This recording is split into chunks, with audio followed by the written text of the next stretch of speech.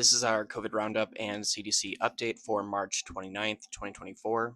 Since last week, we're down about 14% in new hospital admissions due to COVID, and we're down about 17% in deaths due to COVID. Putting this into context, we've had 6 straight weeks of new hospitalization admission decreases due to COVID. And as a reminder, as we're moving into April, this will be the last month that hospitals will be required to report COVID hospitalizations to the CDC. It is therefore highly probable that by the end of this month, we will be losing that data. For deaths due to COVID, we've had decreases in COVID deaths for the past 7 out of 9 weeks, with 2 weeks holding constant. Looking to the COVID variant breakdown reported by the CDC, it's lagging quite far behind, so it is now very misrepresentative of the current COVID variant breakdown. To get accurate information on this, I would recommend following Raj. They give us accurate and up-to-date COVID variant information in the US. Since last week, JN1 has had quite a precipitous drop from about 40% as the population breakdown to about 30%, with the next immediate 2 variants to watch being JN1.4 and JN1.7. However, special mention should be given to KP2. This has been speculated by scientists to be highly immune evasive.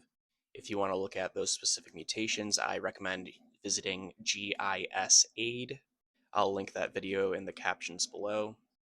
But it's important to know that KP2 is another JN1 subvariant. It's just been given a different classification. Next, looking to the county level percent change in new hospital admissions of COVID, we see pretty dramatic decreases all across the United States. And again, it's important to note that by the end of April, at the end of this coming month, we are going to be losing this data.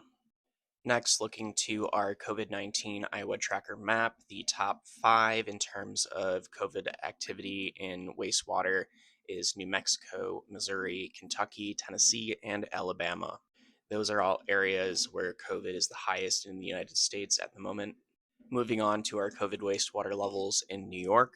As a reminder, anything that is dark blue is low levels of COVID, anything that is light blue is moderate levels of COVID in the wastewater, and anything from yellow to bright red is high levels of COVID in the wastewater.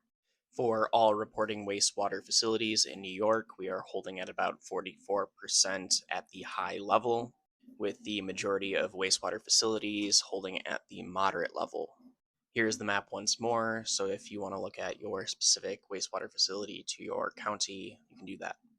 Moving on to the 58 reporting counties in wastewater scan in California. While it seems that the majority of counties are holding constant, we are getting a little bump.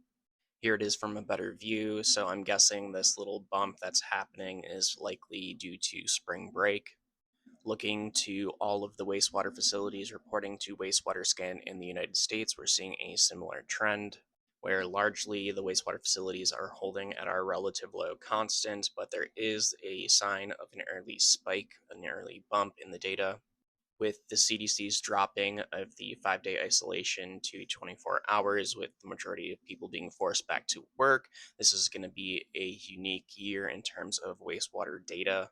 It's going to be quite hard to compare it to previous years because of this policy change, which is going to have a dramatic impact on how COVID spreads within communities, because social events that may have been limited due to that 5-day isolation prior will now likely not be limited and will have more of a signal than it would have in the past.